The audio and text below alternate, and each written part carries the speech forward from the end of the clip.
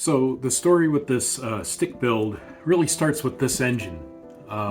It's an OS 25 FX, and I got this engine years ago at one of our club flea markets. At the end of the flea market, I was kind of cruising around to see what was left, what I could get a bargain on, and I saw this one plane, and it wasn't very well built either. But this engine was stuck on the front of it. So I got the whole thing for a really good price. This engine also had quite a bit of like dust and corrosion on it, and it's still, you can kind of still see some of the pitting. I cleaned it up as best I could, but I could tell right away that it was a brand new engine. This is an ABC style engine, so you know how when those things are new, they're wicked tight on the compression. There's like a clicking noise, clicking feeling that you can feel as you try to turn it over. So it was pretty clear this was a brand new engine, never been run before. So I just cleaned it up as best I could. Took it out in the backyard on the test stand and fired it up and ran through the break-in procedure. It ran great. It was a real screamer. So I knew that this engine needed to go in, not something that was going to be like a gentle kind of easy day flyer. It had to go into something hot. I considered many different designs before I settled on the Ugly Stik. The Ugly Stik was designed in the 1960s by Phil Craft, and it says right in the very beginning of his article that the original concept of the Ugly Stik was a plane that could be built in an absolute minimum of time, and that's what I wanted for this project. In the years since it was published, the Ugly Stik has become a very popular design. There's numerous versions available. They've been kitted by all kinds of companies over the years. So all I had to do was find plans for one that was about the right size, and I ultimately settled on this one, Das Little Stik from Midwest. So the first thing I had to do was I had to lay out all the parts for cutting out on the laser cutter, and to do that I used Lightburn, and I was using the free 30-day trial to see if I liked it or not, and I sure did. The one thing that I really enjoyed doing was laying out the ribs and then using an offset function to cut out the inside of the ribs to really make them a lot lighter. So I was really excited to try out building using these lightened ribs, and the Lightburn software really made it a lot easier to lay out all the parts and get going right away. From time to time, as I was putting the plane together, I recorded some videos, some short videos to post on social media so people could follow along with my progress. So I'm just going to insert those short videos into this overall video, and you can follow along as the days went by. So I've got most of the wing framed up, and I'm going to wait for the glue to dry before I go too much further. There's still a lot of sheeting to do, but I want to hold off on that until I get the fuselage done, because I want to work out how the wing is going to join to the fuselage. I think I'm not going to use rubber bands. I'm going to use something with maybe one or two bolts, maybe a tab, a plywood tab. I have a lot of ideas, but I haven't really made up my mind yet. Probably the next thing to do would be to build most of the fuselage so I can start fitting the wing to it and start to think about, well, maybe even go all the way and set this up so that the wing will mount properly to the fuselage. One thing that I think would have helped when I was putting this together is if I had some thin CA, but I didn't want to derail the whole project by running out to the hobby shop to get thin CA. You know, that'd blow a couple hours that I could be building. So instead I got some thicker glue in there. It'll take a little bit longer to dry, but that's okay. I've already installed the aileron hinges. The trailing edge on this wing has 1/16 inch sheet on the top and the bottom, and there's supposed to be a triangle stock that goes sandwiched in between the two. And I kind of thought if I was trying to slot this assembly for CA hinges to like kind of cram them in there. With all the glue, I was afraid that would be a difficult thing to do. But it's a lot easier to just glue the hinges. I've just sort of tacked them in there with the thick CA for now, down at the most inside edge of it. And then after I lay some stock over this to lock it in place, and then lay the top 1/16 sheet, it'll be all built up, and then I'll put the ailerons on, and when I put the thin CA, it'll go into everywhere that it's supposed to do, just like normal, and I should end up with really good hinges that way.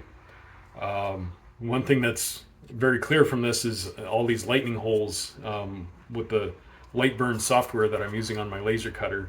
It's very easy to make these cutouts in the middle, and I really like the look of it. It feels very light. Of course, it is light at this stage. Once I add all the 1/16 sheeting on it, it's going to get a little bit heavier, and I'll probably put some sort of wingtips on it. That'll build up some weight. And of course the servos. It's going to have 2 servos instead of 1. But I'll see what kind of small servos I have. It's a very small plane. It shouldn't need really big servos. So the next thing is to build the fuselage, and I think before that I also want to build there's the push rods that go to the elevator and the aileron. I like to epoxy those, with that. I wrap them with a thread, and then I put all epoxy over it, and then I like to let the epoxy dry overnight. So I think if I do that now, then when I need them, maybe tomorrow, they'll be ready. So a little bit of planning ahead helps me meet the challenge deadline that I've put on myself. Check in again later. It's the end of the first day. You can see out the window it's dark out there. I got pretty far. I got most of the wing framed up, but not sheeted. I've got most of the fuselage framed up. Still got to do the top and some braces and stuff. There's a few other things I need to work on. I'd flip the wing over, to the bottom of the fuselage, and that means I didn't account for that. There's more camber on the upper side of the wing than on the lower side, so I actually have to re-contour the wing saddle. That's something to work on tomorrow. That won't take very long at all. The next thing, of course, is I got to build the tail. I'm kind of at a loss as to what to do on that. The plans call for 3/16" balsa to build it out of. I don't have any of that. I've got 1/8 and I've got 1/4. So I think what I'm going to do is I'm going to make it out of 1/4, but I'm going to frame it. Instead of just having a flat sheet, I'm going to build a framework with like a truss type of structure. The weight should come out about the same. It'll be a bit thicker, which might be better for stiffness. But I gotta figure out exactly how that's going to work out in the morning time. The other thing is I got to figure out what shape I want to make it. I'm not going to make anything like the ugly stick with the scallops and the trailing edge, because I hate covering that with monocoat. So everything's going to be more straight across and the trailing edge. But while I'm at it, I don't know. I might play around with it a little bit. Just minor changes to change the style a little bit. When I get to the hobby shop, I've got to get some other, a few things to finish it off, like a canopy. I think I have enough servos around. I haven't even really looked at what I have. But I think tomorrow is going to be finishing up the framework. I'll get the wing sheeted, and then we'll be very close. Maybe we might be able to start covering tomorrow. So I'll post again as things go along. Hi, good morning. It's midway through the morning of day 2 of this ugly stick build. I've got cracking on it right away about 8:30, 9 o'clock this morning after having plenty of coffee. And first thing I did was I fixed the wing saddle so that it matches up with the wing profile, since I flipped it upside down. That was really easy. Made a lot of sawdust, but but not a big deal. The next thing I'm doing is I'm laying out the stabilizer, and I did decide to go with 1/4 inch thick balsa, and I'm framing it up as you can see. And I decided also for the outline, I'm gonna more or less just stick with the traditional stick profile with the kind of triangle shaped tips. For the rudder, I'm going to go more like a ultra stick style, which is kind of four-sided instead of round, because I don't know, the round rudder and the wood grain, it always makes me feel that it's just the wrong thing to do to wood. The grain of the wood just was not meant to be cut into that shape. So I can't stand it. So I'm going with the kind of trapezoid shaped rudder. Um, I rummaged through all my servos and I got plenty to use. Now, one thing I like to do is I go, when I go to flea markets and stuff like that, sometimes you come across a good deal on a trainer that's maybe kind of wrecked up, needs slight repairs, but sometimes it's not worth repairing. You get sometimes an engine that's okay, some standard servos, and hardware, landing gear, wheels, that kind of stuff. And if you can get the overall plane giveaway prices, that's free hardware. Don't pass that up. Most of this plane is made out of that kind of stuff. I guess the last thing I'll mention is this is how I get my exercise around here. The weights are now just used to hold down my balsa wood while I glue it together. There is one challenge on the horizon to getting this done in 3 days. It's been raining since yesterday, raining this morning. It's going to rain a little bit later on. I was kind of thinking before all this started that I should mow the lawn. After all this rain, I definitely got to mow the lawn. And if I mow the lawn tomorrow, that's going to have serious interference with this project, I think. So I don't know what I'm going to do. So stay tuned. We'll see how much progress. Maybe I can free up some time to go out and mow the lawn. I don't know. But I'm going to keep plugging away at it. Hi. We're at the end of day 2, and it doesn't look like a whole lot more is done than yesterday. Yes, I have a tail now. I didn't have that last night. But all the wing sheeting is done. That took most of the afternoon and evening. There's a lot more done on the fuselage than you can see. I've got the servo mounts in there. I've got the servo mounts for the ailerons made. I put the push rods here just sort of to try to claim credit for those. But I've been kind of worried about whether or not I can get this all done tomorrow. On the one hand, I still got to cover everything and I got to finish.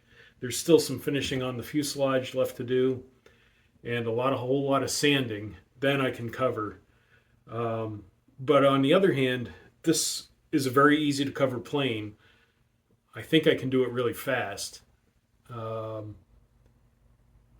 may kind of like cheat the rules a little bit. I may get it to the point where it's covered, flyable, and then maybe do some extra decorating on Saturday night. I don't know. I mean, there's always time for decorating later on. If it survives the first flight, it'll fly fine. It's straight. This plane came out really good. I'm really happy about the way it's coming out.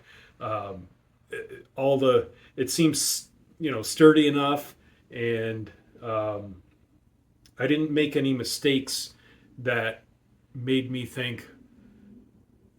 worry that this plane is going to have any serious problems flying. I think it does look pretty sharp. I like it. I still got to make wingtips too. They're going to be kind of triangle shaped to match the angles on the tail. Um, but yeah, tomorrow's the moment of truth. I do want to say thanks to Steve Reynolds. He's going out to the flying field tomorrow, and he's going to mow the place. And that's normally a thing that I would do, but he's kind of chipping in his way to to help out with getting this done on time. Um, but yeah, we'll post again first thing in the morning, and throughout the day tomorrow. Hopefully, there will be a lot more colorful mylar involved in tomorrow's posts. Good night. Hi, it's about almost 10 o'clock, 10 p.m. I got the wing covered. That's it. I've got nothing left in the tank. So I started this on Wednesday morning, and I said, I can build this plane in 3 days. And I came pretty darn close. The other goal was to fly it this weekend. That's still going to happen. Sunday for sure. Probably not tomorrow.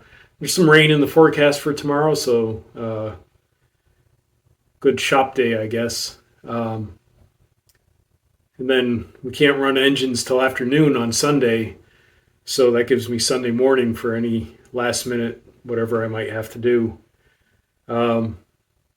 Covering this has been a good change of pace. I've been doing woodwork all day, and it's starting to. There's just so much to do. I think this took longer. Well, I mean, it took as long as it took, right? But it might have. Maybe it might have not taken. It might have been a little bit quicker if I didn't deviate from the plans as much as I did. I mean, I've got the bolt-on wing. If I had just gone with a, with the rubber bands, yeah, that would have been a whole lot easier. I didn't pre-cut the fuselage top or bottom, so it took a lot more time to cut that out by hand. I had to, if I had the right size balsa and I just made a solid tail, that would have saved a lot of time. Would it have been enough? I don't know. I think maybe, how much longer is it going to take me to cover the fuselage? Probably 3 hours to do the fuselage. It gets kind of tricky in here because I put the tail on now. So, 3 or 4 hours worth of covering left to do. And then decorating is a whole nother thing. I've got to install all the hinges, mount the radio, put the push rods in, all that kind of stuff. Hook up the engine, throttle linkage. The fuel tank will be easy at least. But hey, I tried my hardest. I only took breaks really for lunch and dinner. It's been like 12-hour days, so this is 36 hours, including meals. That's a lot of work in 3 days. And it's a fantastic plane. I'm going to have a lot of fun flying this. I'm really looking forward to Sunday. It dawned on me today, I'm going to have a new plane. And it's a nice plane. I really like it. It's small, but it's sporty. I hope it flies good. I'm sure it will. Stiks are an established plane. Nobody would build so many if they flew if they flew badly. So yeah, looking forward to Sunday. I'm also looking forward to getting some sleep. So thanks for following along. Once the plane was done, it was time to pick out decorations. And of course, this paint scheme lends itself to a Canada theme. So I ended up cutting out some decorations using the laser cutter. I put the roundels on the wing and some Canada insignia here and there. And for the pilot, I picked out I 3D printed a Mountie and put him in there. It took me a long time to make that pilot because I couldn't find a Mountie model to print out. So I took a regular pilot and kind of like, put the shoulder pads on him, and I found a Mountie hat, so I had to adapt that to the pilot. And then scaling the pilot was a little bit awkward because I needed to make sure that the brim of his hat would fit inside the canopy. So he ended up being quite a bit smaller than I would have otherwise liked. But by the time he's done, I like the look of him, and the overall plane came out really nice. And flying, it flies really good. So, of course, the engine has plenty of power, as I expected, because that's really just as hot of an engine as I thought it would be. And on top of that, it came out kind of nose heavy. And I think it came out nose heavy because I made the lightweight tail of framework instead of solid balsa. So rather than adding tail weight to balance it out, which would be counterproductive, what I ended up doing is just lopping a little bit over an inch of the nose off. And that brought the CG back to where it should be. I did have to put in a smaller fuel tank. The smallest fuel tank I could find was a 4-ounce fuel tank. So that's what's in there, and there's enough room for that, and that gives me a long enough flight time. I can go up and fly around for plenty of time, and not run out of fuel. The plane is very, very light. Overall, to land, I really have to slow down a lot, otherwise it bounces. The landing gear is extremely stiff. It's made for a 40 size plane. So I really need to slow it down a lot to land. And that helps if I can get the engine tidal down, and sometimes it will, sometimes it won't. It depends on how fresh my fuel is. But I've been having a whole lot of fun flying this plane around. I hope you enjoyed watching the video, and certainly if you have in mind to build an ugly stick, I highly recommend it. It's a nice plane, easy to build, a lot of fun to fly. So long.